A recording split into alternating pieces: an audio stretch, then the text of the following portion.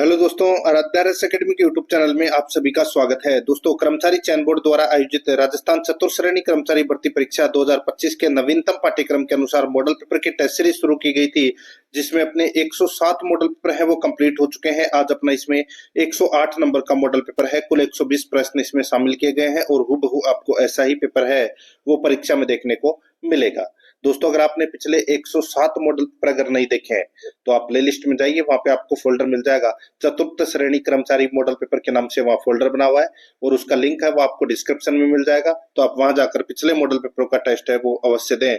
और आराध्या रस एकेडमी के यूट्यूब चैनल को अगर आपने अभी तक सब्सक्राइब नहीं किया तो सब्सक्राइब जरूर करें, बेल आइकन को दबाएं, क्लास को लाइक और अपने दोस्तों के पास में शेयर जरूर करें। तो चलिए दोस्तों, शुरू करते हैं आज का अपना 108 नंबर का मॉडल पेपर। ये परीक्षा पैटर्न रहने वाला है। 120 प्रश्न परीक्षा के अंदर पूछे जाएंगे। 2 घंटे का पेपर रहने वाला है। 20 प्रश्न हिंदी के, 15 प्रश्न इंग्लिश के, 15 प्रश्न गणित के और 70 प्रश्न है वो जीके से संबंधित होंगे। जीके के प्रश्नों का दोस्तों डिवाइडेशन यहाँ पर दे रखा है, जैसे कि राजस्थान भूगोल के 20 प्रश्न, राजस्थान कला संस्कृति के और इतिहास के 20 प्रश्न, ठीक है। इसी पैटर्न पर अपना ये मॉडल पेपर आधारित है। सबसे पहले अपन भाग 1 में राजस्थान भूगोल के 20 प्रश्न है वो पढ़ेंगे, बिल्कुल सिलेबस के अकॉर्डिंग। पहला प्रश्न देखिए, निम्नलिखित में से राजस्थान के किन जिलों की सीमा रेखा गुजरात से मिलती है? निम्नलिखित में से राजस्थान के किन जिलों की सीमा रेखा है वो गुजरात से मिलती है? यानी कि राजस्थान के वे जिले जिनकी सीमा गुजरात से टच होती है। तो कौन कौन से जिले हैं वो आप सभी को पता होना चाहिए दोस्तों। 6 जिले हैं। कौन कौन से? बाड़मेर, जालोर, सिरोही, उदयपुर, डूंगरपुर और बांसवाड़ा। अब यहाँ पे अपने को कूट भाषा में उत्तर देना है कि कौन कौन से जिले हैं वो गुजरात के साथ में टच होते हैं। सिरोही होता है, डूंगरपुर होता है, प्रतापगढ़ ये नहीं होता, बांसवाड़ा ये होता है। तो यहाँ पर इसका राइट आंसर क्या हो जाएगा? वो है 1, 2 और 4। 1, 2 और 4 कौन से ऑप्शन में है? तो यहाँ पर इसमें देखिए सी नंबर का जो ऑप्शन है वो इसमें राइट आंसर हो जाएगा। 1, 2 और 4 सी नंबर ऑप्शन बिल्कुल सही उत्तर इसमें हो जाएगा। आगे देखिए, सेकंड नंबर का प्रश्न है, निम्न में से कौन सा जिला मुख्यालय राजस्थान की अंतर्राष्ट्रीय सीमा रेखा से भौगोलिक रूप से सबसे दूर स्थित है? बताइए, कौन सा जिला मुख्यालय राजस्थान की अंतर्राष्ट्रीय सीमा रेखा से भौगोलिक रूप से सबसे दूर स्थित है? तो यहाँ पर इसका राइट आंसर हो जाएगा वो है इसमें, बताइए, सबसे दूर जिला मुख्यालय दोस्तों बीकानेर का है। किसका? बीकानेर का। तो यहाँ पर इसमें बी नंबर का ऑप्शन बिल्कुल सही उत्तर हो जाएगा। आगे देखिए, 3 नंबर का प्रश्न है, कुंभलगढ़ और गोगुंदा के बीच पठार स्थित है। कुंभलगढ़ और गोगुंदा के बीच में दोस्तों कौन सा पठार स्थित है? तो उसका नाम है बोराट का पठार। कौन सा है? बोराट का पठार। तो यहाँ पर इसमें बी नंबर का ऑप्शन बिल्कुल सही उत्तर हो जाएगा। इसकी ऊंचाई दोस्तों 1225 मीटर है। ये भी आपको इसमें याद रखना है। आगे देखिए, यहाँ पे 4 नंबर का प्रश्न है, सुमेलित नहीं है। अपने को बताना है कि कौन सा पठार कहाँ पर स्थित है। तो यहाँ पर आप देख सकते हैं दोस्तों, बोराट का पठार है। अभी मैंने आपको बताया कुंभलगढ़ और गोगुंदा के मध्य ये स्थित है, बिल्कुल सही है। भाकर है वो कहाँ पर है दोस्तों? भाकर है वो पूर्वी सिरोही में। कहाँ पर है? पूर्वी सिरोही में, बिल्कुल सही है। उड़िया का पठार कहाँ पर है? तो दोस्तों ये माउंट आबू में है, ये भी बिल्कुल सही है। लसाड़िया का पठार यहाँ पर राजसमंद दे रखा है, गलत हो जाएगा दोस्तों। लसाड़िया का पठार है ये वर्तमान में सलुम्बर जिले में स्थित है ये, ठीक है, सलुम्बर जिले में। इसकी ऊंचाई है वो दोस्तों 360 से 620 मीटर तक है। तो यहाँ पर इसमें 4 नंबर का ऑप्शन राइट आंसर हो जाएगा, ये सुमेलित नहीं है। 5 नंबर का प्रश्न इसमें देखिए, किस जलवायु प्रदेश में सवाना तुल्य वनस्पति पाई जाती है? किस जलवायु प्रदेश में सवाना तुल्य वनस्पति पाई जाती है? तो यहाँ पर इसका सही उत्तर हो जाएगा दोस्तों, सवाना तुल्य वनस्पति है ये दोस्तों एडब्ल्यू प्रकार की जलवायु में पाई जाती है। और एडब्ल्यू प्रकार की जलवायु राजस्थान में कहाँ पाई जाती है? तो दोस्तों ये राजस्थान के दक्षिणी भाग में, बांसवाड़ा, डूंगरपुर, प्रतापगढ़, दक्षिणी कोटा, बारां, झालावाड़, इन क्षेत्रों में दोस्तों ये सवाना तुल्य वनस्पति है वो पाई जाती है। तो यहाँ पर इसमें ए नंबर का ऑप्शन बिल्कुल सही। 6 नंबर का प्रश्न इसमें देखिए, राजस्थान के किन जिलों में लाल व पीली मृदा पाई जाती है? बताइए, राजस्थान के किन जिलों में लाल व पीली मृदा पाई जाती है? तो यहाँ पर इसका राइट आंसर हो जाएगा लाल पीली मृदा दोस्तों सवाई माधोपुर, सिरोही, भीलवाड़ा, अजमेर। सवाई माधोपुर, सिरोही, भीलवाड़ा, अजमेर में लाल पीली मिट्टी है वो पाई जाती है। तो यहाँ पर इसका राइट आंसर हो जाएगा डी नंबर का जो ऑप्शन है वो इसका बिल्कुल सही उत्तर इसमें हो जाएगा, ठीक है। आगे देखिए, यहाँ पर 7 नंबर का प्रश्न है, सुमेलित करना है, ठीक है। एक तरफ नदी है, दूसरी तरफ है, उनका उद्गम स्थल कहाँ से है वो बताना है। देखिए लूनी नदी का जो उद्गम स्थल है वो कहाँ से है, तो दोस्तों नाग पहाड़ अजमेर से लूनी नदी का उद्गम स्थल है। आगे देखिए यहाँ पे बेडस नदी, दोस्तों बेडस नदी का उद्गम है वो कहाँ से होता है, तो ये गोगुंदा की पहाड़ियों से बेडस नदी का उद्गम होता है। सोम नदी का उद्गम कहाँ से होता है, तो दोस्तों बीछामेड़ा की पहाड़ी से सोम नदी का उद्गम होता है। और माही नदी का उद्गम दोस्तों विंध्याचल पहाड़ियों से माही नदी का उद्गम होता है। तो यहाँ पर इस प्रश्न का राइट आंसर क्या हो जाएगा, 3 1 4 2, 3 1 4 2 इसका राइट आंसर हो जाएगा। कौन सा ऑप्शन है, यहाँ पर देखिए बी नंबर का ऑप्शन 3 1 4 2, ये अपना सही उत्तर इसमें हो जाएगा।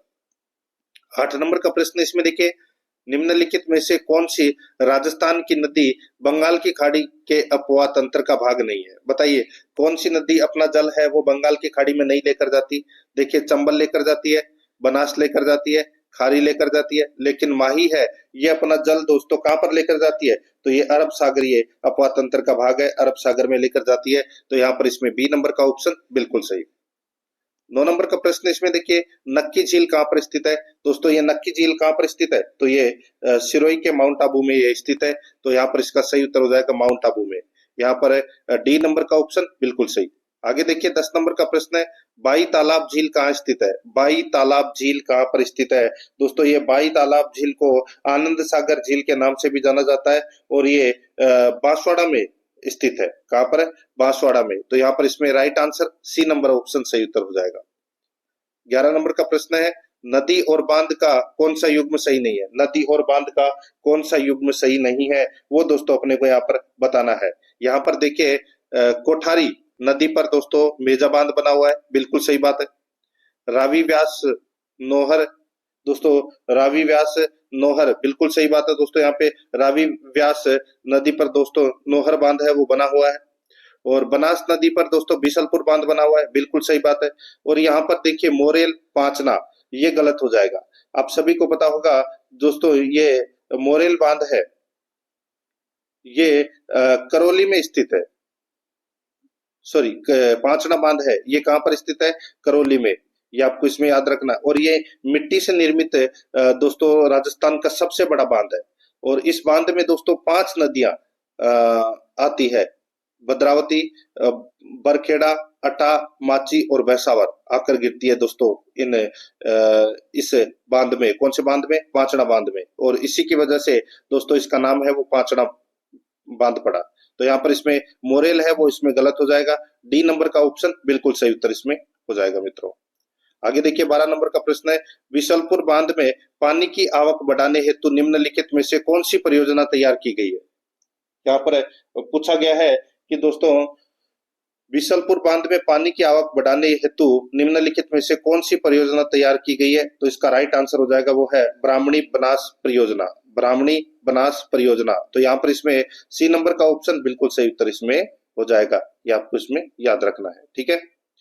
आगे देखिए यहाँ पे 13 नंबर का प्रश्न है, राजस्थान में उष्ण कटिबंधीय शुष्क पतझड़ वाले वन कहाँ पाए जाते हैं। राजस्थान में उष्ण कटिबंधीय शुष्क पतझड़ वन है वो दोस्तों कहाँ पर पाए जाते हैं, तो इसका राइट आंसर हो जाएगा वो है ये दोस्तों अलवर में पाए जाते हैं। कहां पर, अलवर में पाए जाते हैं। यहाँ पर बी नंबर का ऑप्शन बिल्कुल सही उत्तर इसमें हो जाएगा, ठीक है। आगे देखिए यहाँ पे 14 नंबर का प्रश्न है, राजस्थान वानिकी एवं जैव विविधता योजना 2011 से 2019 तक, ठीक है। राजस्थान वानिकी एवं जैव विविधता योजना निम्न में से किससे संबंधित नहीं है, बताइए किससे संबंधित नहीं है ये, तो देखिए वृक्षारोपण से है, आजीविका संवर्धन से है, सिंचाई विकास से है, जैव विविधता संरक्षण से संबंध इनका नहीं है। तो यहाँ पर इसमें राइट आंसर क्या हो जाएगा, सी नंबर का ऑप्शन बिल्कुल सही उत्तर इसमें हो जाएगा, ठीक है। जैव विविधता योजना है लेकिन इसका संबंध है वो जैव विविधता संरक्षण से नहीं है। तो यहाँ पर इसमें सी नंबर का ऑप्शन बिल्कुल सही। आगे देखिए यहाँ पर 15 नंबर का प्रश्न है, दिए हुए भौगोलिक क्षेत्र में एक वर्ष में प्रति 1000 जीवित जन्मित शिशुओं में से 1 वर्ष या इससे कम आयु में मर गए शिशुओं की संख्या को क्या कहते हैं, बताइए। तो आप सभी को पता है उसको बोलते हैं शिशु मृत्यु दर। क्या बोलते हैं, शिशु मृत्यु दर। सी नंबर का ऑप्शन बिल्कुल सही उत्तर हो जाएगा। यानी कि दोस्तों प्रति वर्ष 1000 जीवित जन्मों पर 1 वर्ष में कम आयु में मरने वाले बच्चों की संख्या को शिशु मृत्यु दर कहते हैं। यहाँ पर सी नंबर ऑप्शन सही उत्तर। 16 नंबर का प्रश्न इसमें देखिए, वर्ष 2011 में राजस्थान में ग्रामीण जनसंख्या का प्रतिशत था, ग्रामीण जनसंख्या का प्रतिशत है वो दोस्तों कितना था?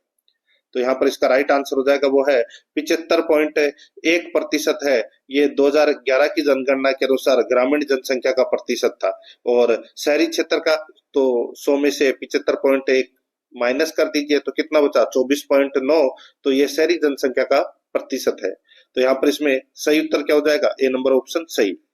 17 नंबर का प्रश्न है इसमें देखिए, राजस्थान के किस जिले में 2011 की जनगणना के अनुसार जनसंख्या वृद्धि दर सर्वाधिक थी? राजस्थान के किस जिले में 2011 की जनगणना के अनुसार जनसंख्या वृद्धि दर सर्वाधिक थी? तो यहाँ पर इसका सही उत्तर हो जाएगा दोस्तों, वो थी कहां पर? तो बाड़मेर में 32.5%। और सबसे कम है वो दोस्तों गंगानगर में 10%। तो यहाँ पर इसका सी नंबर का ऑप्शन सही उत्तर। 18 नंबर का प्रश्न इसमें देखिए, डबोक हवाई अड्डा स्थित है, बताइए डबोक हवाई अड्डा कहाँ पर स्थित है? तो ये उदयपुर में है। कहाँ पर है? उदयपुर में। सी नंबर का ऑप्शन बिल्कुल सही उत्तर इसमें हो जाएगा। आगे देखिए यहाँ पर 19 नंबर का प्रश्न है, राष्ट्रीय राजमार्ग 76 का नवीन नंबर क्या है? बताइए राष्ट्रीय राजमार्ग का राष्ट्रीय राजमार्ग संख्या 76 का नया नंबर क्या है? तो दोस्तों इसका नया नंबर है वो है NH 27। NH 27। तो यहाँ पर इसमें ए नंबर का ऑप्शन बिल्कुल सही उत्तर इसमें हो जाएगा, NH 27। आगे देखिए 20 नंबर का प्रश्न है, भूकंप के दौरान सबसे सुरक्षित स्थान कौन सा है? भूकंप के दौरान सबसे सुरक्षित स्थान कौन सा है? तो इसका सही उत्तर हो जाएगा वो है दोस्तों खुले मैदान में। ठीक है, खुले मैदान में। यहाँ पर इसमें सी नंबर का जो ऑप्शन है वो इसका बिल्कुल सही उत्तर हो जाएगा। देखिए भूकंप से ऊंची इमारत गिर सकती है, पेड़ भी गिर सकता है, किसी पुल के ऊपर यानी कि पुल भी गिर सकता है। तो खुले मैदान इसका सबसे बड़ा उदाहरण है। तो यहाँ पर इसमें सी नंबर का ऑप्शन सही उत्तर। अब अपन दोस्तों भाग 2 के अंदर राजस्थान इतिहास एवं कला संस्कृति से संबंधित 20 प्रश्न है वो पढ़ेंगे बिल्कुल सिलेबस के अकॉर्डिंग। देखिए दोस्तों यहाँ पे 21 नंबर का प्रश्न है, निम्नलिखित में से प्रतिहार राजा नागभट्ट प्रथम के बारे में कौन सा कथन सही है? बताइए नागभट्ट प्रथम के बारे में अपने को बताना है कि कौन सा कथन है वो दोस्तों इसमें सत्य कथन है। बहुत ही अच्छा प्रश्न है, आप इसको कह सकते हैं। यहाँ पर आप देखिए दोस्तों, वे वत्सराज के थे पुत्र, दोस्तों वे वत्सराज के पुत्र थे? तो दोस्तों नहीं, दोस्तों यहाँ पर इसमें पहला कथन है वो गलत हो जाएगा। दूसरा देखिए, उन्होंने लगभग 50 वर्षों तक शासन किया, तो दोस्तों ये भी इसमें गलत हो जाएगा। उनकी मृत्यु के बाद महिपाल और भोज द्वितीय के बीच उत्तराधिकारी बनने के लिए युद्ध हुआ, तो दोस्तों ये भी इसमें क्या हो जाएगा? गलत हो जाएगा। चौथा देखिए, उन्होंने सिंध के अरब शासकों को हराया जो राजस्थान, गुजरात, पंजाब आदि पर अतिक्रमण करने की कोशिश कर रहे थे। ये कथन दोस्तों इसमें क्या हो जाएगा? बिल्कुल सही उत्तर इसमें हो जाएगा। नागभट्ट प्रथम को दोस्तों मलेच्छों का नाशक भी है वो कहा गया है। तो यहाँ पर इसका राइट आंसर क्या हो जाएगा? डी नंबर का ऑप्शन बिल्कुल सही, सिर्फ एक यही सही है। 22 नंबर का प्रश्न इसमें देखिए, मराठा विजय का प्रतीक है सरगासुली का निर्माण किसने करवाया था? दोस्तों सरगासुली का निर्माण है वो दोस्तों किसने करवाया था? तो ये करवाया था दोस्तों ईश्वरी सिंह ने। किसने करवाया था? ईश्वरी सिंह ने। यहाँ पर बी नंबर का ऑप्शन बिल्कुल सही उत्तर इसमें हो जाएगा। ईसरलाट, जिसको सरगासुली के नाम से जाना जाता है, ये एक ऊंची मीनार है।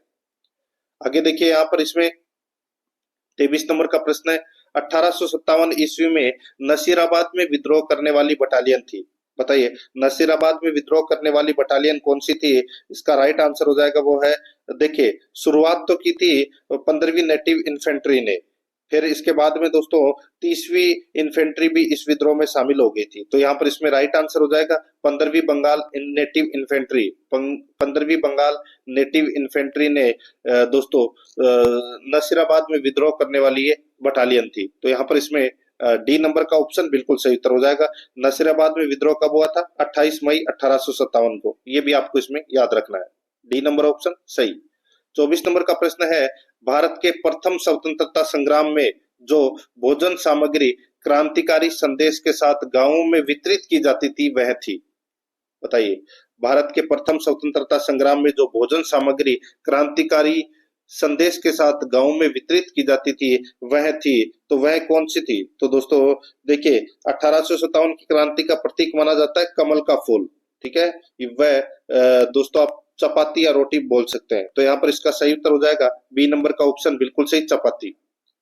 आगे देखिए 25 नंबर का प्रश्न है, भोगीलाल पांड्या किस प्रजामंडल आंदोलन से संबंधित थे? दोस्तों वागड़ का गांधी के नाम से इन्हें जाना जाता है। और दोस्तों अगस्त 1944 में इन्होंने डूंगरपुर प्रजामंडल की स्थापना की थी। तो यहाँ पर इसमें बी नंबर का ऑप्शन बिल्कुल सही उत्तर हो जाएगा, डूंगरपुर प्रजामंडल। 26 नंबर का प्रश्न इसमें देखिए, 1919 ईस्वी में राजस्थान सेवा संघ की स्थापना विजय सिंह पथिक, रामनारायण चौधरी और हरिभाई किंकर के योगदान से कहाँ हुई? बताइए दोस्तों, राजस्थान सेवा संघ की जो स्थापना है वो दोस्तों कहाँ पर हुई थी? 1919 ईस्वी में वर्धा महाराष्ट्र में हुई थी। और इसका मुख्यालय दोस्तों 1920 के अंदर अजमेर लाया गया था। तो यहाँ पर इसका राइट आंसर हो जाएगा, इसकी स्थापना तो दोस्तों वर्धा महाराष्ट्र में हुई थी। यहाँ पर इसमें डी नंबर का ऑप्शन बिल्कुल सही। 27 नंबर का प्रश्न इसमें देखिए, 22 जून 1880 ईस्वी को चित्तौड़गढ़ के रासमी परगना स्थित मातृकुंडिया नामक स्थान पर कौन सा किसान आंदोलन प्रारंभ हुआ था?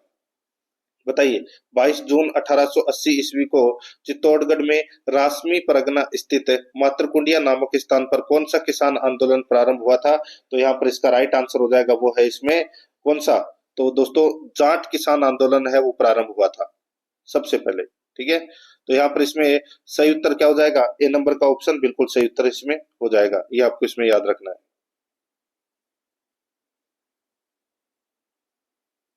आगे देखिए यहाँ पे 28 नंबर का प्रश्न है, इसमें देखिए देशी रियासत जो 25 मार्च 1948 को गठित राजस्थान संघ का हिस्सा नहीं था। वह देशी रियासत जो 25 मार्च 1948 को राजस्थान संघ का हिस्सा नहीं था।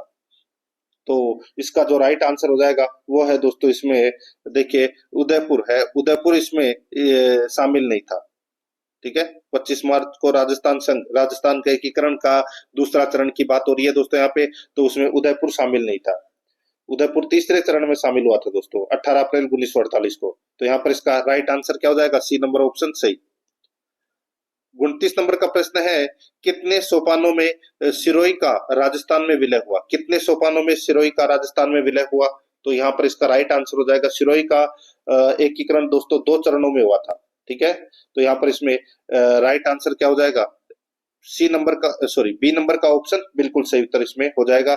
6ठे चरण में आबू को छोड़कर शेष सिरोही को शामिल है वो किया गया था, और 7वें चरण में दोस्तों आबू को शामिल किया गया था। यहाँ पर इसमें बी नंबर ऑप्शन सही उत्तर। आगे देखिए 30 नंबर का प्रश्न है, मई 1947 को कालीबाई अपने अध्यापक को मुक्त कराने के दौरान पुलिस की गोलियों द्वारा भून दी गई, वह किस जिले की थी? दोस्तों आपने सुना ही होगा रास्तापाल कांड। ठीक है, और रास्तापाल नामक स्थान पर दोस्तों ये शहीद हुई थी। ठीक है, तो यहाँ पर इसमें राइट आंसर क्या हो जाएगा? डूंगरपुर इसका बिल्कुल सही उत्तर इसमें हो जाएगा, बी नंबर ऑप्शन सही। 31 नंबर का प्रश्न है, मंदिर श्री वीर तेजाजी महाराज जो जोधपुर राज्य के महाराजा अभय सिंह द्वारा बनवाया गया था, राजस्थान के निम्नलिखित में से किस जिले में स्थित है? बताइए, वीर तेजाजी मंदिर है वो दोस्तों कहाँ पर स्थित है? तो ये दोस्तों नागौर में स्थित है। यहाँ पर बी नंबर का जो ऑप्शन है वो इसका बिल्कुल सही उत्तर हो जाएगा, नागौर में। ठीक है, और मंदिर किसने बनवाया था? तो दोस्तों जोधपुर के महाराजा अभय सिंह ने बनवाया था ये मंदिर, बी नंबर ऑप्शन सही। आगे देखिए यहाँ पर 32 नंबर का प्रश्न है, मारवाड़ के प्रसिद्ध गुड़ला नृत्य उत्सव की शुरुआत जोधपुर के किस शासक के काल में हुई थी? बताइए, गुड़ला नृत्य उत्सव की शुरुआत जोधपुर के किस शासक के काल में हुई थी? तो यहाँ पर इसमें राइट आंसर हो जाएगा, वो है राव सातल के काल में। यहाँ पर इसमें डी नंबर का ऑप्शन बिल्कुल सही उत्तर इसमें हो जाएगा, ये आपको इसमें याद रखना है, राव सातल के काल में। आगे देखिए यहाँ पे 33 नंबर का प्रश्न है, निम्नलिखित राजस्थान के किलों में से कौन सा किला यूनेस्को की विश्व धरोहर की सूची में शामिल है? दोस्तों कौन सा किला यूनेस्को की विश्व धरोहर सूची में शामिल है? तो यहाँ पर इसमें राइट आंसर क्या हो जाएगा? देखिए राजस्थान के 6 जिले हैं, सॉरी 6 दुर्ग है जो यूनेस्को की विश्व विरासत सूची में शामिल है, रणथंभौर, आमेर, गागरोन, चित्तौड़, कुंभलगढ़ और सोनारगढ़। तो यहाँ पर इसमें राइट आंसर क्या हो जाएगा दोस्तों? देखिए आमेर का किला है वो इस सूची में शामिल है। एक ट्रिक है, चीकू गाजराम नाम तो सुना ही होगा। ठीक है, उसके माध्यम से दोस्तों यहाँ पर इसमें डी नंबर का ऑप्शन बिल्कुल सही उत्तर हो जाएगा। आगे देखिए 34 नंबर का प्रश्न है, मेवाड़ में स्थित एक लिंग मंदिर किस संप्रदाय से संबंधित है? बताइए, एक लिंग मंदिर है वो कौन से संप्रदाय से संबंधित है? तो ये शैव संप्रदाय से संबंधित है दोस्तों। शैव संप्रदाय की लैकुलिस शाखा से संबंधित है ये, लैकुलिस। तो यहाँ पर इसमें सही उत्तर हो जाएगा बी नंबर का ऑप्शन, बिल्कुल सही। 35 नंबर का प्रश्न है, इसमें देखिए, नीचे दिए गए युग्मों में से कौन सा युग्म सही है? कौन सा युग्म सही है, यानी कि एक ही सही है, बाकी इसमें सारे के सारे हैं वो गलत दे रखे हैं। यहाँ पर देखिए, सोने का काम हरी मीनाकारी के साथ नाथ द्वारा, गलत हो जाएगा दोस्तों। सोने का काम हरी मीनाकारी के साथ किया जाता है दोस्तों, कहाँ पर? प्रतापगढ़ में, ठीक है। तो ये अपना नाथ द्वारा इसमें गलत हो जाएगा। और देखिए, लकड़ी के घोड़े के खिलौने कहाँ के प्रसिद्ध है? यहाँ पर कोटा दे रखा है, गलत हो जाएगा। ये दोस्तों बस्सी चित्तौड़गढ़ के प्रसिद्ध है। चंदन प्रिंटिंग प्रतापगढ़ दे रखा है, गलत हो जाएगा। ये चंदन प्रिंटिंग है, ये चूरू की प्रसिद्ध है दोस्तों। पत्थर के खिलौने गलियाकोट डूंगरपुर के प्रसिद्ध है, बिल्कुल सही बात है। तो यहाँ पर इसमें सी नंबर का ऑप्शन बिल्कुल सही उत्तर इसमें हो जाएगा। 36 नंबर का प्रश्न है, इसमें देखिए, नमदा का उत्पादन कहाँ होता है? दोस्तों नमदे कहाँ के प्रसिद्ध है? तो दोस्तों ये टोंक के प्रसिद्ध है। ये एक तरह का कारपेट होता है। राइट आंसर हो जाएगा यहाँ पे ए नंबर का ऑप्शन, बिल्कुल सही, टोंक। 37 नंबर का प्रश्न है, कौन सा प्रसिद्ध राजस्थानी गीत एक युवती के सौंदर्य का वर्णन करता है? कौन सा प्रसिद्ध राजस्थानी गीत एक युवती के सौंदर्य का वर्णन करता है? तो यहाँ पर इसका राइट आंसर हो जाएगा, वो है मूमल गीत। कौन सा गीत है? मूमल गीत। तो यहाँ पर इसमें बी नंबर का ऑप्शन बिल्कुल सही उत्तर इसमें हो जाएगा। और मूमल कौन थी? तो यह लोदरवा जैसलमेर की राजकुमारी थी, ठीक है। यहाँ पर इसमें बी नंबर ऑप्शन बिल्कुल सही। 38 नंबर का प्रश्न है, मंदिरों तथा राजाओं के महलों के मुख्य द्वार पर बजाए जाने वाला वाद्य यंत्र है? मंदिरों तथा राजाओं के महलों के मुख्य द्वार पर बजाए जाने वाला वाद्य यंत्र है, तो वो वाद्य यंत्र कौन सा है? तो दोस्तों उसको बोलते हैं नौबत। क्या बोलते हैं? नौबत। तो यहाँ पर इसमें बी नंबर का ऑप्शन बिल्कुल सही उत्तर हो जाएगा, नौबत। 39 नंबर का प्रश्न इसमें देखिए, प्रसिद्ध तीर्थ स्थल गलियाकोट किस नदी के किनारे स्थित है? बताइए, गलियाकोट है वो कौन सी नदी के किनारे स्थित है, जहां पर दाऊदी बोरा संप्रदाय की पीठ भी स्थित है? तो यहाँ पर इसका सही उत्तर हो जाएगा, वो है माई नदी के किनारे ये स्थित है गलियाकोट। यहाँ पर इसमें सी नंबर का ऑप्शन बिल्कुल सही। 40 नंबर का प्रश्न है, इसमें देखिए, मारवाड़ी की उपबोली कौन सी है? बताइए, मारवाड़ी की उपबोली कौन सी है? यहाँ पर इसका राइट आंसर हो जाएगा, मारवाड़ी की उपबोली शेखावाटी है, ठीक है। कौन सी है? शेखावाटी। यहाँ पर सी नंबर का ऑप्शन बिल्कुल सही उत्तर इसमें हो जाएगा। दोस्तों अपन ने भाग 1 में राजस्थान भूगोल के 20 प्रश्न पढ़े। अपन ने दोस्तों भाग 2 के अंदर राजस्थान इतिहास एवं कला संस्कृति से संबंधित भी 20 प्रश्न है वो पढ़ लिए हैं। अब अपन दोस्तों भाग 3 के अंदर भारतीय संविधान से संबंधित 5 प्रश्न है वो पढ़ेंगे, बिल्कुल सिलेबस के अकॉर्डिंग। 41 नंबर का प्रश्न है, इसमें देखिए, सरकार के विभिन्न अंगों में शक्तियों की साझेदारी को कहा जाता है? सरकार के विभिन्न अंगों में शक्तियों की साझेदारी को कहा जाता है, क्या कहा जाता है? बताइए। तो दोस्तों उसको कहा जाता है शक्तियों का पृथक्करण। क्या कहा जाता है? शक्तियों का पृथक्करण। यहाँ पर बी नंबर का जो ऑप्शन है वो इसका बिल्कुल सही उत्तर इसमें हो जाएगा, शक्तियों का पृथक्करण। 42 नंबर का प्रश्न है, इसमें देखिए, लोकतांत्रिक संविधान में निम्नलिखित में से कौन सा प्रावधान नहीं है? लोकतांत्रिक संविधान में निम्नलिखित में से कौन सा प्रावधान नहीं है? बताइए, कौन सा प्रावधान नहीं है? तो इसमें देखिए, शासन प्रमुख के अधिकार, देश का नाम, विधि के अधिकार, राज्य प्रमुख का नाम, ये दोस्तों प्रावधान नहीं है लोकतांत्रिक संविधान में। तो यहाँ पर इसका राइट आंसर क्या हो जाएगा? वो है सी नंबर ऑप्शन, बिल्कुल सही।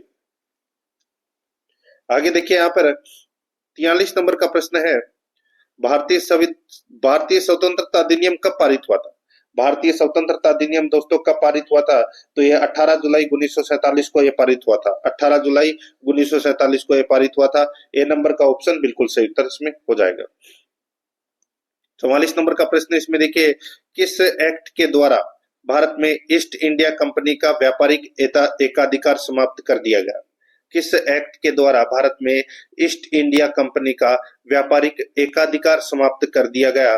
तो यहाँ पर इसका राइट आंसर हो जाएगा, वो है दोस्तों इसमें 1813 ईस्वी का चार्टर एक्ट। 1813 ईस्वी का चार्टर एक्ट में दोस्तों ईस्ट इंडिया कंपनी के व्यापारिक एकाधिकार को समाप्त कर दिया गया। तो यहाँ पर इसमें सही उत्तर हो जाएगा, सी नंबर का ऑप्शन बिल्कुल सही उत्तर हो जाएगा।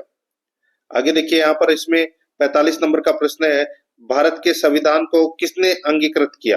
किसने अंगीकृत किया था? तो दोस्तों इसका सही उत्तर हो जाएगा वो है संविधान सभा में भारत की जनता के प्रतिनिधियों ने संविधान सभा को अंगीकार है वो किया था या अंगीकृत किया था। तो यहाँ पर इसका इसका सही उत्तर क्या हो जाएगा? सी नंबर का ऑप्शन बिल्कुल सही। अब दोस्तों अपन भाग 4 में राजस्थान पॉलिटी से संबंधित 5 प्रश्न है वो पढ़ेंगे सिलेबस के अकॉर्डिंग। 46 नंबर का प्रश्न है, इसमें देखिए राजस्थान के प्रथम राज्यपाल कौन थे? राजस्थान के प्रथम राज्यपाल है वो कौन थे? तो दोस्तों गुरुमुख निहाल सिंह थे। कौन थे? गुरुमुख निहाल सिंह। यहाँ पर ए नंबर का ऑप्शन बिल्कुल सही, गुरुमुख निहाल सिंह। 47 नंबर का प्रश्न है, निम्न में से किस मुख्यमंत्री को डीग गोलीकांड के बाद इस्तीफा देना पड़ा और उन्होंने इस्तीफा कब दिया? बताइए किस मुख्यमंत्री को डीग गोलीकांड के बाद इस्तीफा देना पड़ा और उन्होंने इस्तीफा कब दिया? तो यहाँ पर इसका राइट आंसर हो जाएगा वो है दोस्तों शिवचरण माथुर ने इस्तीफा दिया था 23 फरवरी 1985 को। 23 फरवरी 1985 को इस्तीफा दिया था। ठीक है, तो यहाँ पर इसमें राइट आंसर हो जाएगा ए नंबर का ऑप्शन बिल्कुल सही। आगे देखिए यहाँ पर इसमें 48 नंबर का प्रश्न है, विधानसभा में धन विधेयक किसकी पूर्व अनुमति से पेश होता है? विधानसभा में धन विधेयक किसकी पूर्व अनुमति पर पेश होता है? तो यहाँ पर इसका सही उत्तर हो जाएगा धन विधेयक दोस्तों राज्यपाल की अनुमति से विधानसभा में पेश होता है। तो यहाँ पर इसमें राइट आंसर क्या हो जाएगा? वो है राज्यपाल। यहाँ पर डी नंबर का जो ऑप्शन है वो इसका बिल्कुल सही उत्तर हो जाएगा। आगे देखिए 49 नंबर का प्रश्न है, राजस्थान में जिला आयोजन समिति का अध्यक्ष कौन होता है? जिला आयोजन समिति का अध्यक्ष कौन होता है? तो यहाँ पर इसका सही उत्तर हो जाएगा वो है जिला प्रमुख। जिला प्रमुख है ये जिला आयोजन समिति का अध्यक्ष होता है। यहाँ पर बी नंबर का ऑप्शन बिल्कुल सही उत्तर इसमें हो जाएगा, ये आपको इसमें याद रखना है। आगे देखिए 50 नंबर का प्रश्न है, निम्न में से राज्य सूचना आयोग राजस्थान के संदर्भ में कौन सा कथन सही नहीं है? कौन सा कथन सही है? निम्न में से राज्य सूचना आयोग राजस्थान के संदर्भ में कौन सा कथन सही है वो दोस्तों अपने को यहाँ पर बताना है। तो दोस्तों कौन सा कथन है वो इसमें सही है? यहाँ पर देखिए यह एक सांविधिक निकाय है। तो दोस्तों बिल्कुल सही बात है, राज्य सूचना आयोग सांविधिक निकाय है। यह स्वायत्त शासी निकाय है। तो दोस्तों यह एक स्वायत्त शासी निकाय भी है, बिल्कुल सही बात है। और दोस्तों इसका गठन 18 अप्रैल 2005 को हुआ था, ये गलत हो जाएगा। दोस्तों इसका गठन है वो धारा 15 के तहत 18 अप्रैल 2006 को हुआ था। तो ये अपना तीसरा नंबर का कथन है वो गलत हो जाएगा। अपने को कूट भाषा में उत्तर देना है, सही कोड चुने। तो दोस्तों यहाँ पर इसमें सही उत्तर क्या हो जाएगा? 1 और 2 इसमें क्या है? सही है। यहाँ पर बी नंबर का ऑप्शन बिल्कुल सही उत्तर इसमें हो जाएगा। अब अपन दोस्तों भाग 5 में सामान्य विज्ञान से संबंधित 5 प्रश्न है वो पढ़ेंगे सिलेबस के अकॉर्डिंग। यहाँ पर देखिए 51 नंबर का प्रश्न है, रेले प्रकीर्णन में आपतित प्रकाश तरंग की तरंग दैर्घ्य होती है, बताइए। दोस्तों रेले प्रकीर्णन में आपतित प्रकाश तरंग की तरंग दैर्घ्य होती है। तो यहाँ पर इसका सही उत्तर हो जाएगा वो है दोस्तों कण के आयाम से अधिक। कण के आयाम से अधिक, यहाँ पर बी नंबर का ऑप्शन बिल्कुल सही उत्तर इसमें हो जाएगा। आगे देखिए 52 नंबर का प्रश्न है, डीएनए की खोज किसने की थी? दोस्तों डीएनए की खोज है वो किसने की थी? डीएनए की खोज दोस्तों जेम्स वॉटसन एवं फ्रांसिस क्रिक ने, यानी कि वाटसन एवं क्रिक ने डीएनए की खोज की थी। तो यहाँ पर इसमें ए नंबर का ऑप्शन बिल्कुल सही उत्तर हो जाएगा। 53 नंबर प्रश्न इसमें देखिए, इनमें से कौन गैर धातु कमरे के तापमान पर तरल रहता है? बताइए इनमें से कौन गैर धातु कमरे के तापमान पर तरल रहता है? तो यहाँ पर इसका सही उत्तर हो जाएगा वो है दोस्तों इसमें ब्रोमीन। ब्रोमीन दोस्तों एक अधातु है जो सामान्य तापक्रम पर दोस्तों तरल अवस्था में पाया जाता है। तो यहाँ पर इसमें राइट आंसर क्या हो जाएगा? बी नंबर का ऑप्शन बिल्कुल सही उत्तर हो जाएगा, ब्रोमीन। आगे देखिए 54 नंबर का प्रश्न है, दहन की क्रिया के लिए निम्नांकित कौन सी शर्त आवश्यक है? दहन की क्रिया के लिए निम्नांकित कौन सी शर्त आवश्यक है? तो यहाँ पर इसका सही उत्तर हो जाएगा वो है दोस्तों पदार्थ के ज्वलन ताप की प्राप्ति। पदार्थ के ज्वलन ताप की प्राप्ति, यहाँ पर सी नंबर का ऑप्शन बिल्कुल सही उत्तर हो जाएगा। 55 नंबर प्रश्न इसमें देखिए, निम्नलिखित में से कौन सा अपशिष्ट खतरनाक अपशिष्ट की श्रेणी में आता है? कौन सा अपशिष्ट खतरनाक अपशिष्ट की श्रेणी में आता है? तो यहाँ पर इसका सही उत्तर हो जाएगा, वो है दोस्तों इसमें पुरानी बैटरियां और दवाएं। दोस्तों पुरानी बैटरियां और दवाएं ये खतरनाक अपशिष्ट की श्रेणी में आते हैं। यहाँ पर बी नंबर का जो ऑप्शन है वो इसका बिल्कुल सही उत्तर इसमें हो जाएगा। ये आपको इसमें विशेष तौर पर याद रखना है, ठीक है। आगे देखिए दोस्तों, यहाँ पर इसमें अब अपन भाग 6 के अंदर भारतीय करंट अफेयर से संबंधित 5 प्रश्न है वो पढ़ेंगे, बिल्कुल सिलेबस के अकॉर्डिंग, ठीक है। यहाँ पर देखिए 56 नंबर का प्रश्न है, 1 मई 2025 को हुए रक्षा नेतृत्व परिवर्तनों के अनुसार भारतीय वायुसेना के प्रशिक्षण कमान का कार्यभार किसने संभाला? बताइए दोस्तों, 56 नंबर का प्रश्न है भारतीय करंट अफेयर के अंदर। 1 मई 2025 को हुए रक्षा नेतृत्व परिवर्तनों के अनुसार भारतीय वायुसेना के प्रशिक्षण कमान का कार्यभार किसने संभाला? तो दोस्तों किसने संभाला? तो उनका नाम है दोस्तों air marshal Tajinder Singh. Air marshal Tajinder Singh, C number का जो ऑप्शन है वो इसका बिल्कुल सही उत्तर इसमें हो जाएगा। आगे देखिए 57 नंबर प्रश्न है, केंद्र सरकार ने चीनी उद्योग में पारदर्शिता और दक्षता लाने के लिए किस दशकों पुराने आदेश को निरस्त करके शुगर नियंत्रण आदेश 2025 लागू किया है? बताइए, केंद्र सरकार ने चीनी उद्योग में पारदर्शिता और दक्षता लाने के लिए किस दशकों पुराने आदेश को निरस्त करके शुगर नियंत्रण आदेश 2025 लागू किया है? तो यहाँ पर इसका सही उत्तर हो जाएगा, वो है शुगर नियंत्रण आदेश 1966। 1966, तो यहाँ पर इसमें ए नंबर का ऑप्शन बिल्कुल सही। आगे देखिए यहाँ पे 58 नंबर प्रश्न है, इसमें देखिए ड्यूस बैंक द्वारा स्टीफन शेफर को भारत स्थित अपने वैश्विक समता केंद्र यानी कि जीसीसी का नया मुख्य कार्यकारी अधिकारी नियुक्त करने के संबंध में निम्नलिखित में से कौन सा कथन गलत है? कौन सा कथन गलत है वो दोस्तों अपने को यहाँ पर बताना है, ठीक है। यहाँ पर देखिए दोस्तों, स्टीफन शेफर को ड्यूस बैंक के इंडिया ग्लोबल कैपेबिलिटी सेंटर का नया सीईओ नियुक्त किया गया है, तो दोस्तों बिल्कुल सही बात है। दूसरा देखिए यहाँ पे शेफर कॉरपोरेट फंक्शन के लिए ग्लोबल सीईओ और ग्लोबल टेक्नोलॉजी सेंटर्स के प्रमुख के रूप में भी भूमिकाएं निभाएंगे, तो दोस्तों ये भी बिल्कुल सही है। आगे देखिए, ड्यूस इंडिया जीसीसी की स्थापना 2010 में हुई थी, जिसका उद्देश्य विश्व भर में ड्यूस बैंक के कारोबार और बुनियादी ढांचे को समर्थन देना था। ये कथन दोस्तों इसमें गलत हो जाएगा। दोस्तों इसकी स्थापना है वो 2010 में नहीं 2005 में हुई थी, ठीक है। 2010 में नहीं 2005 में इसकी स्थापना हुई थी। आगे देखिए, ड्यूस बैंक की वैश्विक रणनीति में भारत का महत्व बढ़ रहा है और यह नियुक्ति इस बात की पुष्टि करती है। तो यहाँ पर इसमें सी नंबर का ऑप्शन राइट आंसर हो जाएगा, क्योंकि ये कथन है वो सही नहीं है, ठीक है। आगे देखिए यहाँ पे 59 नंबर प्रश्न है, भारत सरकार के डाक विभाग द्वारा ध्रुव नीति, दोस्तों भारत सरकार के डाक विभाग द्वारा ध्रुव नीति दस्तावेज के संबंध में निम्नलिखित में से कौन सा कथन असत्य है? कौन सा कथन इसमें असत्य है वो दोस्तों अपने को यहाँ पर बताना है। यहाँ पर आप देख सकते हैं दोस्तों, ध्रुव का पूर्ण रूप digital hub for reference and unique virtual addresses है, तो दोस्तों बिल्कुल सही बात है। यह पहल केवल निजी सेवा वितरण की दक्षता बढ़ाने पर केंद्रित है, तो ये कथन गलत हो जाएगा। दोस्तों ध्रुव पहल का उद्देश्य सार्वजनिक और निजी दोनों तरह की सेवाओं को डिजिटली करना है, ठीक है। तो यहाँ पर इसमें इसका राइट आंसर क्या हो जाएगा अपना, इसमें बी नंबर का ऑप्शन सही उत्तर हो जाएगा, क्योंकि ये निजी और सार्वजनिक दोनों, ठीक है। आगे देखिए यहाँ पे ध्रुव नीति दस्तावेज डिजिटल पोर्टल इंडेक्स नंबर के पहले लॉन्च पर आधारित है, बिल्कुल सही बात है। ध्रुव का उद्देश्य जियो कोडिंग पर आधारित एक राष्ट्रीय स्तर की डिजिटल एड्रेसिंग प्रणाली का निर्माण करना है। तो दोस्तों ये भी बिल्कुल सही है। तो यहाँ पर इसमें बी नंबर का ऑप्शन सही उत्तर।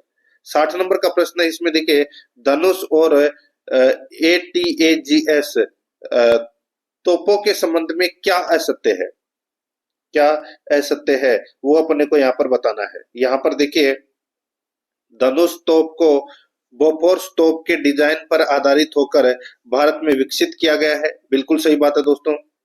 और यहाँ पर देखिए ATAGS यानी कि advance towed artillery gun system की मारक क्षमता 48 किलोमीटर से अधिक है और इसमें पूर्णतः स्वचालित लोडिंग सिस्टम है। तो दोस्तों बिल्कुल सही बात है।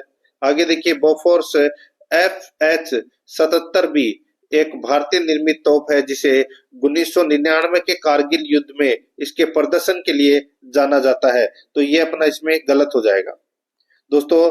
बोफोर्स FH-77B एक स्वीडिश निर्मित तोप है दोस्तों, ये जिसे भारत ने 1980 के दशक में दोस्तों खरीदा था। तो ये भारत में निर्मित तोप नहीं है। तो ये कथन है वो क्या हो जाएगा, गलत हो जाएगा, स्वीडिश है ये। डी नंबर में देखिए भारत मेक इन इंडिया और आत्मनिर्भर भारत पहलों पर या पहलों के तहत स्वदेशी हथियार निर्माण पर ध्यान केंद्रित कर रहा है, जिसे धनुष और ATAGS प्रमुख उदाहरण है। तो दोस्तों यहाँ पर ये भी कथन बिल्कुल सही है। अपने को बताना था कि कौन सा कथन असत्य है, तो यहाँ पर सी नंबर का ऑप्शन राइट आंसर इसमें हो जाएगा। ये करंट अफेयर से संबंधित प्रश्न थे, भारतीय करंट अफेयर से संबंधित। अब अपन दोस्तों भाग 7 में राजस्थान करंट अफेयर से संबंधित 5 प्रश्न है वो पढ़ेंगे, बिल्कुल सिलेबस के अकॉर्डिंग। दोस्तों यहाँ पर देखिए 61 नंबर का प्रश्न है, देश का दूसरा सबसे बड़ा टेलीस्कोप ब्रह्मा कहाँ स्थापित किया जा रहा है। देश का दूसरा सबसे बड़ा टेलीस्कोप ब्रह्मा कहाँ स्थापित किया जा रहा है। तो दोस्तों ये स्थापित किया जा रहा है माउंट आबू सिरोही में। यहाँ पर इसमें सी नंबर का ऑप्शन बिल्कुल सही, माउंट आबू सिरोही में ये स्थापित किया जा रहा है। आगे देखिए यहाँ पे 62 नंबर का प्रश्न है, राज्य स्तरीय सरस राष्ट्रीय मेला दिसंबर 2024 का आयोजन कहाँ हुआ। राज्य स्तरीय सरस राष्ट्रीय मेला दिसंबर 2024 का आयोजन कहाँ हुआ। तो इसका सही उत्तर हो जाएगा दोस्तों, कहाँ पर हुआ। तो दोस्तों ये जयपुर में हुआ। यहाँ पर सी नंबर का ऑप्शन बिल्कुल सही उत्तर इसमें हो जाएगा, जयपुर में। ठीक है, आगे देखिए यहाँ पे 63 नंबर का प्रश्न है, देश का पहला ऊंट बचाओ और अनुसंधान केंद्र कहाँ स्थापित किया जा रहा है। देश का पहला ऊंट बचाओ और अनुसंधान केंद्र है वो दोस्तों कहाँ स्थापित किया जा रहा है। तो दोस्तों ये जैसलमेर में स्थापित किया जा रहा है। कहां पर, जैसलमेर में। बी नंबर का ऑप्शन बिल्कुल सही, जैसलमेर में। 64 नंबर का प्रश्न इसमें देखिए, राजस्थान का पहला वेस्ट टू एनर्जी प्लांट कहाँ स्थापित किया जा रहा है। राजस्थान का पहला वेस्ट टू एनर्जी प्लांट कहाँ स्थापित किया जा रहा है। इसका सही उत्तर हो जाएगा वो है दोस्तों ये जयपुर में स्थापित किया जा रहा है। ए नंबर का ऑप्शन बिल्कुल सही। आगे देखिए 65 नंबर का प्रश्न है, सुपोषित माँ अभियान के तीसरे चरण का शुभारंभ कहाँ से किया गया। सुपोषित माँ अभियान के तीसरे चरण का शुभारंभ कहाँ से किया गया। इसका सही उत्तर हो जाएगा वो है दोस्तों कोटा बूंदी संसदीय क्षेत्र से। कोटा बूंदी संसदीय क्षेत्र से। यहाँ पर बी नंबर का ऑप्शन बिल्कुल सही उत्तर इसमें हो जाएगा। अब दोस्तों अपन भाग 8 के अंदर कंप्यूटर से संबंधित 5 प्रश्न है वो पढ़ेंगे, बिल्कुल सिलेबस के अकॉर्डिंग। यहाँ पर आप देख सकते हैं दोस्तों 66 नंबर का प्रश्न है, MS वर्ड 2010 में बनाई गई तालिका में समान स्तंभ यानी कि कॉलम चौड़ाई किस प्रकार सेट कर सकते हैं। बताइए दोस्तों, MS वर्ड 2010 में बनाई गई तालिका यानी कि टेबल में समान कॉलम चौड़ाई किस प्रकार सेट कर सकते हैं। तो किस प्रकार सेट कर सकते हैं, तो देखिए अपनी तालिका यानी कि अपनी टेबल सेलेक्ट करें और फिर सेल साइज ग्रुप में लेआउट टैब पर क्लिक करें और फिर डिस्ट्रीब्यूट कॉलम विकल्प चुने। तो यहाँ पर इसमें ए नंबर का जो ऑप्शन है वो इसका बिल्कुल सही उत्तर इसमें हो जाएगा। आगे देखिए यहाँ पर 67 नंबर प्रश्न है, एक सीरियल पोर्ट कर सकता है, एक सीरियल पोर्ट कर सकता है। तो दोस्तों यहाँ पर देखिए केवल हार्ड ड्राइव से जानकारी स्थानांतरित करना, केवल हार्ड ड्राइव को जानकारी स्थानांतरित करना ए और बी दोनों। तो दोस्तों यहाँ पर इसका राइट आंसर हो जाएगा वो है इसमें डी नंबर का ऑप्शन बिल्कुल सही उत्तर हो जाएगा, इनमें से कोई नहीं। दोस्तों सीरियल पोर्ट एक इनपुट आउटपुट इंटरफेस होता है जिसका उपयोग दोस्तों कंप्यूटर को बाहरी डिवाइसेज जैसे कि माउस, मॉडेम, स्कैनर को जोड़ने के लिए किया जाता है। ठीक है, तो यहाँ पर इसमें राइट आंसर क्या हो जाएगा, डी नंबर का ऑप्शन बिल्कुल सही। आगे देखिए यहाँ पे 68 नंबर का प्रश्न है, प्रेजेंटेशन में स्लाइड्स को प्रस्तुत करने के लिए प्रयोग किए जाने वाले स्पेशल इफेक्ट कहलाते हैं। बताइए, प्रेजेंटेशन में स्लाइड को प्रस्तुत करने के लिए प्रयोग किए जाने वाले स्पेशल इफेक्ट्स कहलाते हैं, तो वो क्या कहलाते हैं? तो दोस्तों इसका राइट आंसर हो जाएगा वो है, उसको बोलते हैं दोस्तों ट्रांजिशन। क्या बोलते हैं? ट्रांजिशन बोलते हैं। सी नंबर का ऑप्शन बिल्कुल सही, ट्रांजिशन। आगे देखिए यहाँ पर 69 नंबर प्रश्न है, एमएस एक्सेल का अभिन्न अंग है। एमएस एक्सेल का अभिन्न अंग है तो वो कौन सा है?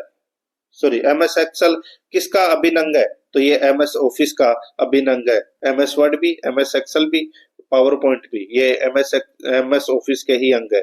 यहाँ पर इसमें ए नंबर का ऑप्शन बिल्कुल सही। आगे देखिए 70 नंबर का प्रश्न है, वह इंटरनेट एड्रेस जो रोजाना नहीं बदलता है कहलाता है।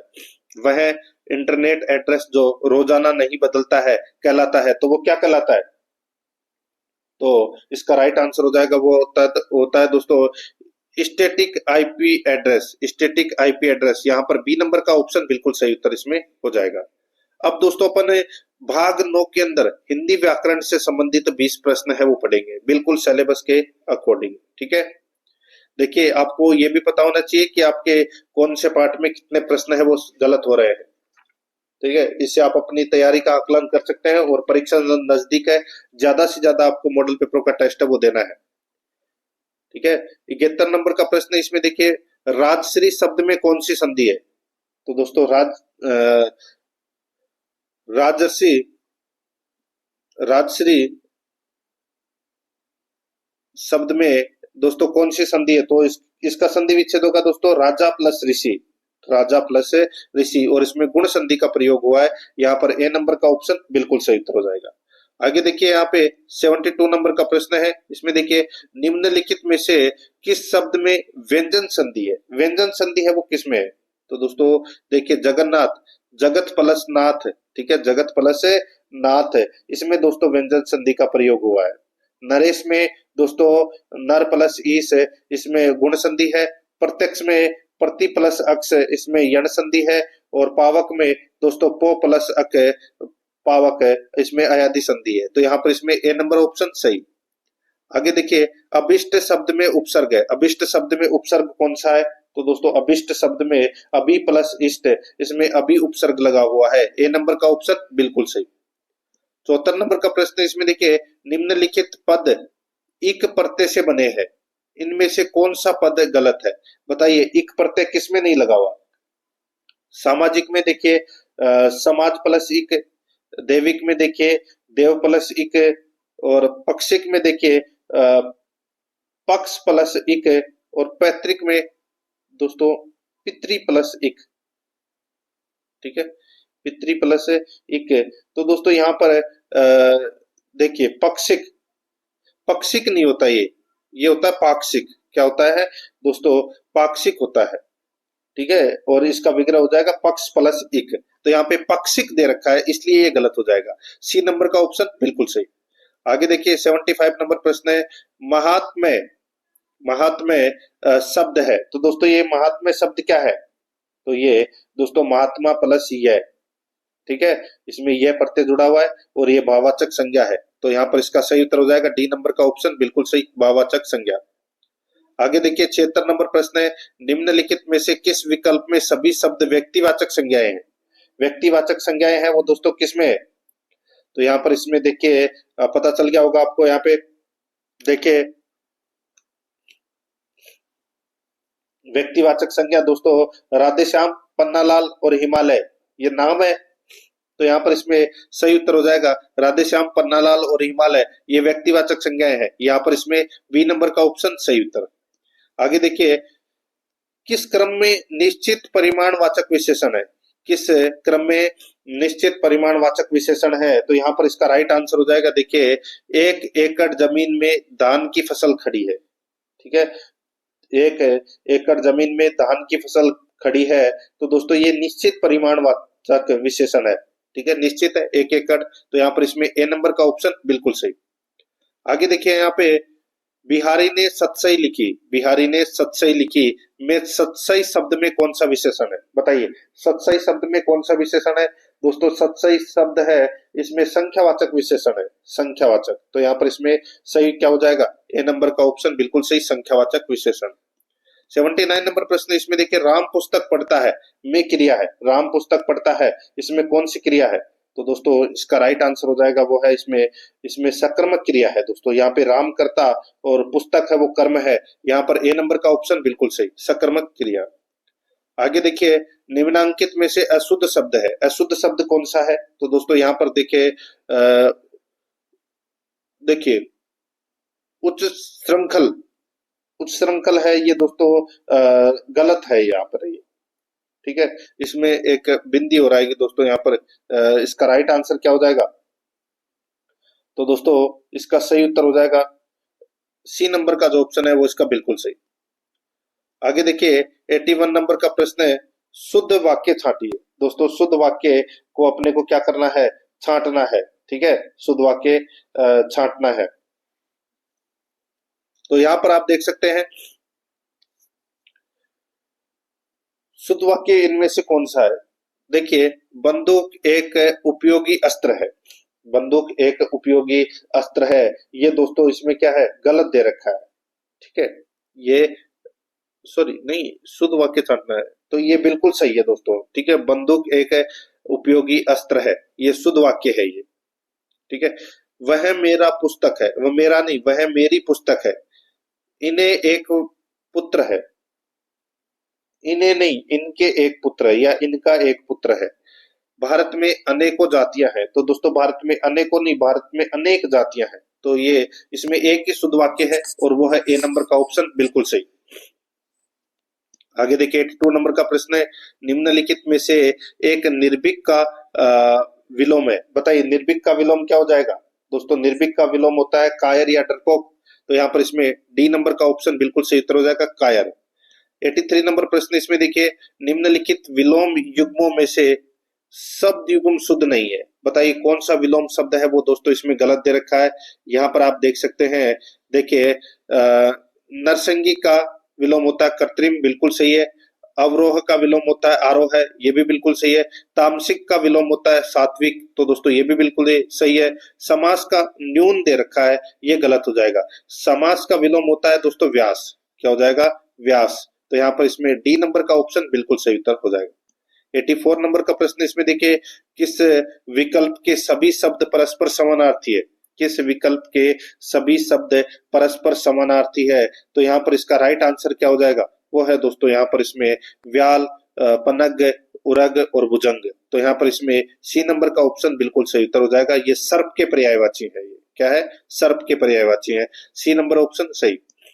85 नंबर का प्रश्न, इसमें देखिए, धोखा यह किसी को नहीं देता है, इस यानी कि वाक्य किस काल का है?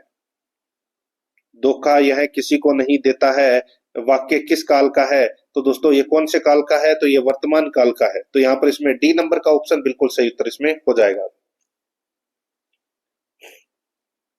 आगे देखिए, यहाँ पे 86 नंबर का प्रश्न है, इसमें देखिए, सिलेबल का व्याकरणिक हिंदी परिभाषिक शब्द है, तो वो क्या है? तो दोस्तों इसका हिंदी अर्थ हो जाएगा शब्दांश या अक्षर बोल सकते हैं आप। तो यहाँ पर इसमें बी नंबर का ऑप्शन बिल्कुल सही, अक्षर। 87 नंबर प्रश्न है, निम्नलिखित में से तद्भव शब्द का चयन कीजिए। दोस्तों तद्भव शब्द है वो कौन सा है? यहाँ पर आप देख सकते हैं दोस्तों, आग है वो तद्भव शब्द है, आग है वो दोस्तों क्या है? तद्भव शब्द है, ठीक है।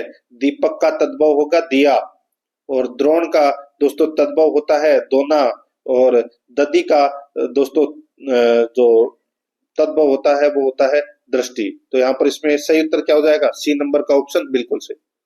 आगे देखिए, यहाँ पे 88 नंबर का प्रश्न है, जो ज्ञात इतिहास के पूर्व का हो, जो ज्ञात इतिहास के पूर्व का हो, वाक्यांश के लिए एक शब्द है। तो दोस्तों इसका राइट आंसर हो जाएगा वो है प्राग ऐतिहासिक, उसको प्राग ऐतिहासिक बोलते हैं। ए नंबर ऑप्शन बिल्कुल सही। 89 नंबर प्रश्न इसमें देखिए, भागीरथ प्रयास मुहावरे के लिए उचित चयन कीजिए।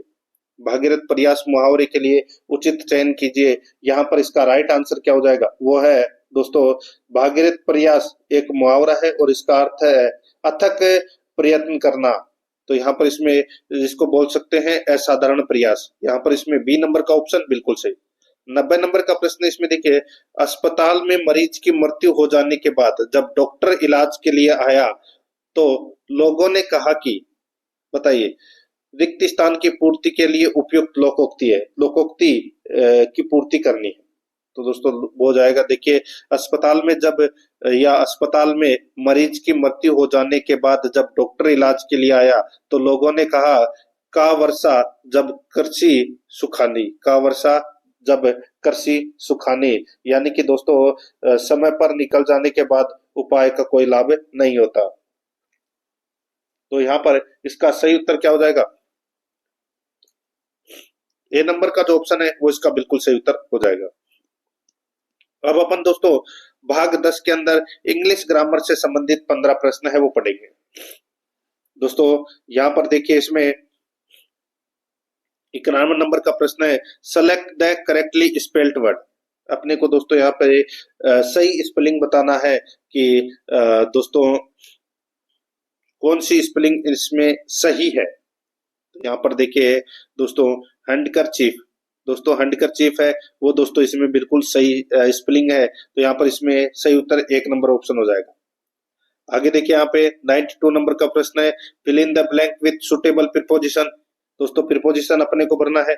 यहाँ पर देखिए सेंटेंस देखिए, come to my party, come to my party Saturday night. तो क्या आएगा, तो दोस्तों इसमें ऑन सैटरडे नाइट आएगा। क्या आएगा, ऑन सैटरडे नाइट। तो यहाँ पर इसमें सही उत्तर हो जाएगा बी नंबर का ऑप्शन बिल्कुल सही। 93 नंबर का प्रश्न है, इसमें देखिए देखिए dot your is and, dot your is and cross your ts, then add to ss and for to s use punctuation mark. दोस्तों इसमें कौन सा पंक्चुएशन मार्क है वो लगेगा और कौन सा ऑप्शन दोस्तों इसमें सही है वो दोस्तों अपने को यहाँ पर बताना है। दोस्तों इसमें देखिए पंक्चुएशन मार्क की अगर मैं बात करूं कौन सा सेंटेंस इसमें सही है, तो इसमें दोस्तों पंक्चुएशन मार्क कौन से सेंटेंस में सही लगा हुआ है।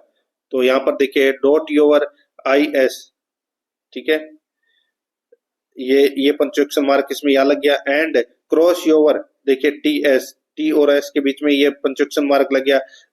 देखिए देन एड टू 5s, दोस्तों यहाँ पर देखिए ये लग गया पंक्चुएशन मार्क। एंड 4 तो यहाँ पर इसमें सी नंबर का जो ऑप्शन है वो इसका बिल्कुल सही उत्तर इसमें हो जाएगा। इसमें पंक्चुएशन मार्क है वो बिल्कुल सही लगा हुआ है। 94 नंबर का प्रश्न है, fill in the blank with the appropriate auxiliary verbs which express the concept given in the bracket। दोस्तों खालिस्तान भरना है अपने को, ठीक है। इसमें देखिए सेंटेंस देखिए, since the key are with my mother, since the keys are with my mother you money, you money. तो यहाँ पर क्या आएगा खालिस्तान में, तो इसमें देखिए इसमें मुहावरा है keys are with my mother, keys are with my mother. तो दोस्तों यहाँ पर क्या आएगा, इसमें आएगा can not lend, can not lend you money. तो यहाँ पर इसमें ए नंबर का ऑप्शन बिल्कुल सही उत्तर हो जाएगा। आगे देखिए यहाँ पे 95 नंबर का प्रश्न है, he deserved to succeed, he failed. Use an adverb और an adverbial phrase to join the sentence. बताइए इसका सही सेंटेंस है वो अपने को बताना है एडवर्ब को यूज करके। तो यहाँ पर इसका सही उत्तर क्या हो जाएगा, वो है इसमें ही फेल्ड अनडिजर्वली। दोस्तों यहाँ पर इसमें राइट आंसर क्या हो जाएगा, बी नंबर का जो ऑप्शन है वो इसका बिल्कुल सही उत्तर इसमें हो जाएगा। आगे देखिए यहाँ पे 96 नंबर का प्रश्न है, if he is at home, if he is at home I shall see him, it is a. बताइए ये कौन सा सेंटेंस है? तो दोस्तों ये कॉम्प्लेक्स सेंटेंस है। ये क्या है? Complex sentence. तो यहाँ पर इसमें सी नंबर का ऑप्शन बिल्कुल सही उत्तर इसमें हो जाएगा। आगे देखिए 97 और 98 प्रश्न है, वो दोस्तों अपने को एरर के माध्यम से बताना है कि कौन से पार्ट में एरर है। दोस्तों यहाँ पर आप देखिए 97 नंबर का प्रश्न है, the accused affected madness in the court at the time of trial, question not attempt. बताइए कौन से पार्ट में एरर है? 5 ऑप्शन दोस्तों यहाँ पर दे रखे हैं, A B C D E. ठीक है, तो यहाँ पर इसका राइट आंसर हो जाएगा वो है दोस्तों यहाँ पर देखिए इफेक्टेड मैडनेस दे रखा है। ठीक है, तो यहाँ पर दोस्तों क्या आएगा? इफेक्टेड नहीं आएगा, इसमें अफेक्टेड आएगा, A double F E C T E D आएगा। ठीक है, ई नहीं आएगा, ए आएगा। तो यहाँ पर बी नंबर के पार्ट में दोस्तों क्या है? एरर है। आगे देखिए 98 नंबर का प्रश्न है, Sita is an adept in the art of singing classical songs. बताइए कौन से पार्ट में एरर है? तो इस पार्ट के अंदर दोस्तों कौन से पार्ट में एरर है? तो यहाँ पर आप देख सकते हैं दोस्तों, देखिए एन एडेप्ट आया है, तो ये गलत हो जाएगा। ठीक है, क्योंकि दोस्तों इसमें सिर्फ और सिर्फ एडेप्ट आएगा। ठीक है, एन नहीं आएगा इसमें। तो यहाँ पर इसमें सही उत्तर क्या हो जाएगा? बी नंबर का जो ऑप्शन है वो इसका बिल्कुल सही उत्तर इसमें हो जाएगा। ठीक है, आगे देखिए दोस्तों यहाँ पर इसमें 99 नंबर का प्रश्न है, the passive voice of do it is, the passive voice of do it is. तो यहाँ पर इसमें राइट आंसर हो जाएगा let it be done, let it be done. इसका डी नंबर का जो ऑप्शन है वो इसका बिल्कुल सही उत्तर हो जाएगा इसमें। ठीक है, लेट इट बी डन। आगे देखिए दोस्तों यहाँ पर इसमें 100 नंबर का प्रश्न है, pick out the correct option. दोस्तों pick out the correct option, अपने को बताना है कि कौन सा सेंटेंस बिल्कुल सही है इसमें।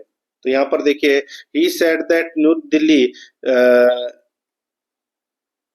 Is the capital of India. ये सेंटेंस दोस्तों बिल्कुल सही है। तो यहाँ पर सी नंबर का ऑप्शन बिल्कुल सही। 101 नंबर का प्रश्न है, 2 खालिस्तान भरने। ठीक है, यहाँ पर सेंटेंस देखिए, unless she the work completely she will not be to leave. तो दोस्तों 2 खालिस्तान दे रखे हैं, अपने को बताना है कि क्या क्या आएगा। तो इसमें देखिए, unless she finishes the work completely she will not be allowed to leave. तो यहाँ पर इसमें फिनिशेज और अलाउड आएगा, ए नंबर ऑप्शन बिल्कुल सही। आगे देखिए, चूज द करेक्ट अल्टरनेटिव। यहाँ पर देखिए, there was much to since not much had been. तो बताइए यहाँ पर इसका राइट आंसर क्या हो जाएगा? तो दोस्तों इसमें देखिए, इसमें खालिस्तान भरना है दोस्तों। ठीक है, मैं आपको बता देता हूँ, मच टू के बाद में दोस्तों यहाँ पर क्या है? खालिस्तान है। ठीक है, और हैड बीन के बाद में भी दोस्तों यहाँ पर खालिस्तान है। तो 2 खालिस्तान भरने हैं। तो यहाँ पर क्या आएगा वो अपने को दोस्तों यहाँ पर बताना है। यहाँ पर देखिए दोस्तों, इसमें आएगा there was much to do since not much had been done. तो यहाँ पर डू और डन का प्रयोग होगा। यहाँ पर इसमें बी नंबर का ऑप्शन बिल्कुल सही। आगे देखिए 103 नंबर का प्रश्न है, क्या आप पुनर्जन्म में विश्वास करते हैं? क्या आप पुनर्जन्म में विश्वास करते हैं? दोस्तों इसका इंग्लिश ट्रांसलेट करना है। तो इसका इंग्लिश ट्रांसलेट क्या होगा? Do you believe in rebirth. तो दोस्तों यहाँ पर इसमें सही उत्तर क्या हो जाएगा? सी नंबर का ऑप्शन बिल्कुल सही। आगे देखिए यहाँ पर 104 नंबर का प्रश्न है, इसमें देखिए, इन official terminology the term section most commonly mean. दोस्तों यहाँ पर इसका राइट आंसर क्या हो जाएगा? वो हो जाएगा दोस्तों इसमें ऑफिशियल परमिशन और अप्रूवल। यानी कि दोस्तों मंजूरी या स्वीकृति आप बोल सकते हैं। तो यहाँ पर इसका राइट आंसर हो जाएगा सी नंबर का ऑप्शन, बिल्कुल सही। 105 नंबर का प्रश्न इसमें देखिए, in computer science what is an algorithm. दोस्तों एल्गोरिथम क्या है?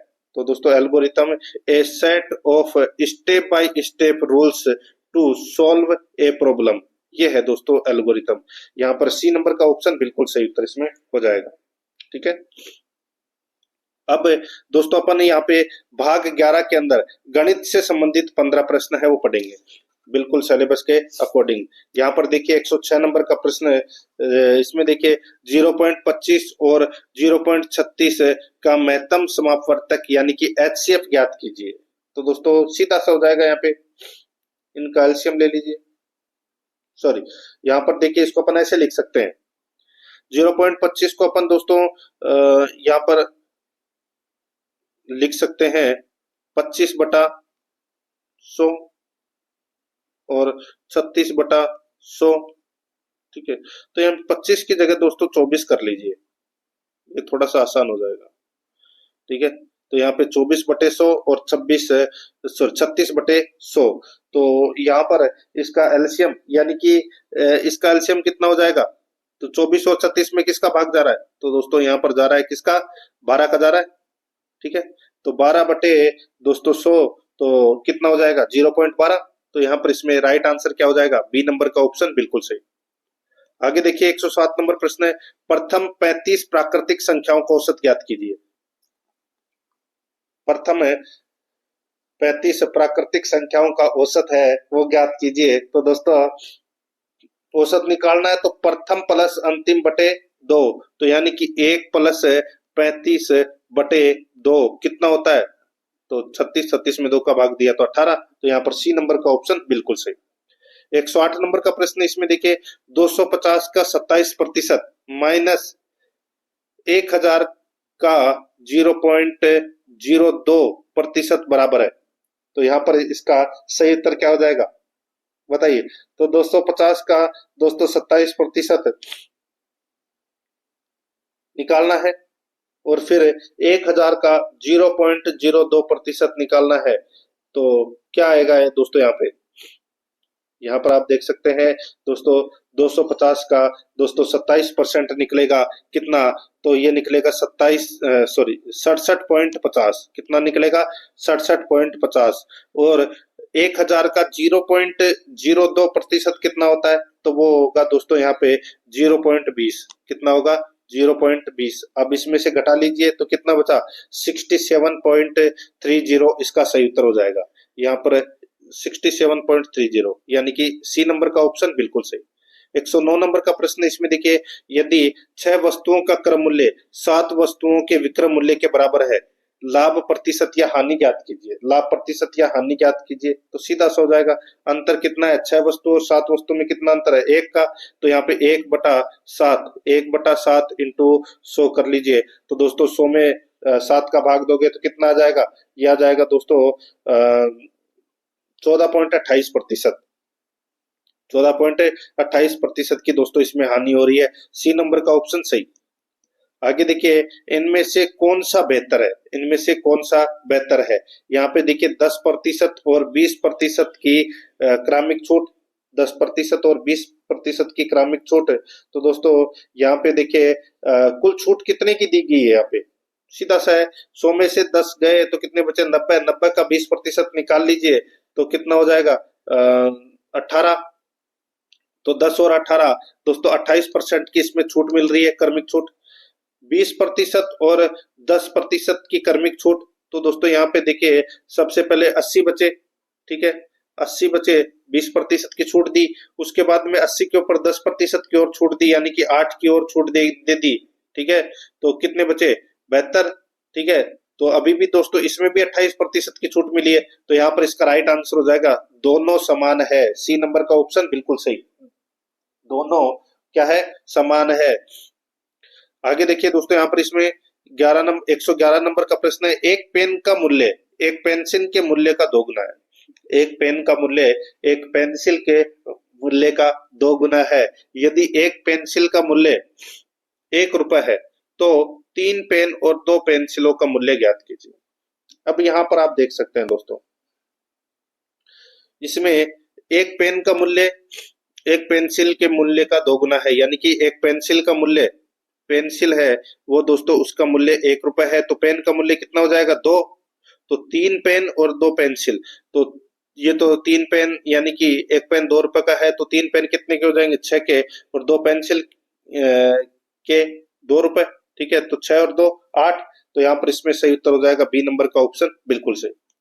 आगे देखिए 112 नंबर प्रश्न है, 15:12 का वर्गानुपात कितना है? 15:12 का वर्गानुपात कितना है? तो यहाँ पर इसका राइट आंसर क्या हो जाएगा बताइए? सीधा सा हो जाएगा, 15 का स्क्वायर कितना होता है दोस्तों 225, और 12 का कितना होता है 144। तो यहाँ पर इसमें राइट आंसर बी नंबर का ऑप्शन सही उत्तर हो जाएगा। आगे देखिए 113 नंबर प्रश्न है, साधारण ब्याज की कितने प्रतिशत वार्षिक दर पर एक धनराशि 5 वर्ष में मूल धनराशि के 8/5 के बराबर हो जाती है? तो दोस्तों यहाँ पे अपने को दर निकालनी है, तो दर बराबर क्या हो जाएगा दोस्तों 8 माइनस 5/5 इंटू 5 इंटू 100 बस। तो यहाँ पर कितने 8 में से 5 गए तो 3, तो यहाँ पे 3/25 इंटू 100, तो काट लीजिए, ये 4 बार गया, 4 3 12। तो यहाँ पर इसमें 12% इसका सही उत्तर हो जाएगा। यहाँ पर डी नंबर ऑप्शन सही। 114 नंबर का प्रश्न है, 6% वार्षिक दर से 25,000 रुपए की राशि पर 2 वर्ष का चक्रवर्ती ब्याज ज्ञात कीजिए। 2 वर्ष का चक्रवर्ती ब्याज ज्ञात करना है, तो दोस्तों सीधा सा हो जाएगा दोस्तों, यहाँ पर 25,000 इंटू 106/100 इंटू 106/100 माइनस 25,000 कर देना है बस। यहाँ पर आपके सामने राइट आंसर आ जाएगा कितना, तो यह आ जाएगा 3090। तो यहाँ पर इसमें सही उत्तर हो जाएगा ए नंबर ऑप्शन सही। 115 नंबर का प्रश्न है, 16 पुरुष किसी कार्य को 5 दिन में कर सकते हैं, उसी कार्य को 20 दिन में पूरा करने के लिए कितने पुरुषों की आवश्यकता होगी? तो कितने पुरुषों की आवश्यकता होगी? तो दोस्तों सीधा सा हो जाएगा 16 इंटू 5/20, तो 16 पंजे 80, 80 में दोस्तों 20 का भाग दोगे तो कितने बार गया 4 बार। तो यहाँ पर इसमें ए नंबर का ऑप्शन बिल्कुल सही 4। 116 नंबर का प्रश्न है, समान धारिता वाले 15 पाइपों का उपयोग करके यानी एक